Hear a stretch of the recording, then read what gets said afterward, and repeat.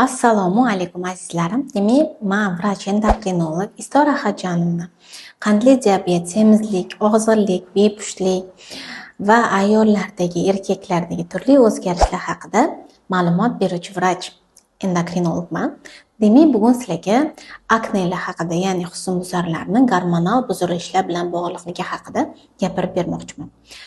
Bu mavzuni yoritishimga sabab bo'lgan juda ko'p insonlar, ya'ni ayollarni kuzatdim va ularning holatlarini, ichki kechinmalarini va gormonal holatini kuzatgan holatda sizlar bilan bu haqida bo'lishmoqchiman. Demak, ayollardagi yuzdagi o'zgarishlar, ya'ni husnbuzarlarning ko'payishi yoki ularni qattiq bo'lib akne, ya'ni komedonlar deyiladi, ya'ni ochiq, yopiq komedonlar bo'ladi. Bunaqa husnbuzarlarning qattiqligi, qatda joylashganligi, ularni dog'lar qoldirmasligi, aynan tanada ham bormi yo'qmi yoki bundan tashqari ham terida turli o'zgarishlar bormi yo'qmi, shunga qarab turib gormonal holatlarni aniqlash mumkin. Demak, ayrim paytda ayollarda aknelarni toshishi hayz sikli bilan juda ham bog'liq bo'ladi va hayzni kelishidan oldin yoki kelgandan keyin ko'pincha ayollarda har xil darajadagi toshmalarning paydo bo'lishi kuzatiladi. Bu holat gormonal holat bilan bog'liq bo'lib, ayrim paytda bu ichaklar bilan yoki o't qopi, o'tdagi dimlanishlar bilan ham bog'liq bo'lishi mumkin.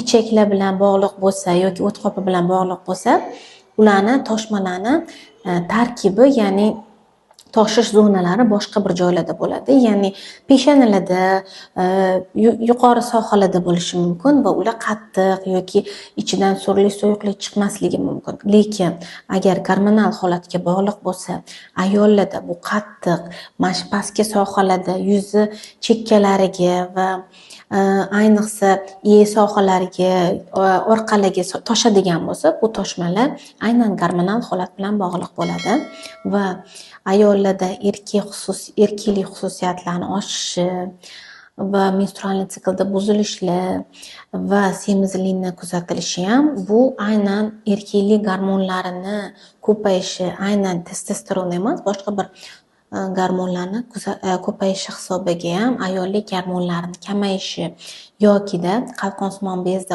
avvallari ham o'zi buzilishlarilar bo'lgan bo'lsa, o'zgarishlarilar bo'lgan bo'lsa, bu holatda yana ham avjlanayotganini ko'rsatishi mumkin. Bu holatni endokrinologga borganinglarda albatta kuzatadi, ko'radi, o'zi tekshirgandan keyin terilarning holatiga qarab turib terapiya buyuriladi va avvalo analizlar topshiriladi. Bundan keyingina sizni holatingiz to'liqligicha o'rganiladi.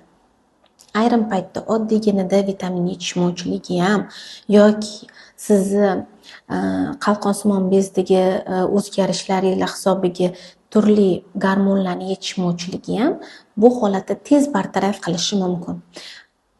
O'zimni bir yaqin insonimda shunaqa holat kuzatildiki, ularda shu yuzlardagi juda ham katta toshmalarni bo'lishi ularni depressiv holatga olib keldi va ular mendan iltimos qildilarki, kosmetologmi yoki bir siz o'zingiz tanish insoningiz bor bo'lsa aytsangiz, men shu narsaga juda ham qattiq kirishdim dedilar, lekin ko'rsam ularni aynan pastki shu yuzi iyak sohalarida qattiq toshmalarni ko'rdim va ularga aytdimki, keling qalqonsimon bezingizni va prolaktin, ma'lum bir gormonlarni yozib berdim, topshirdilar.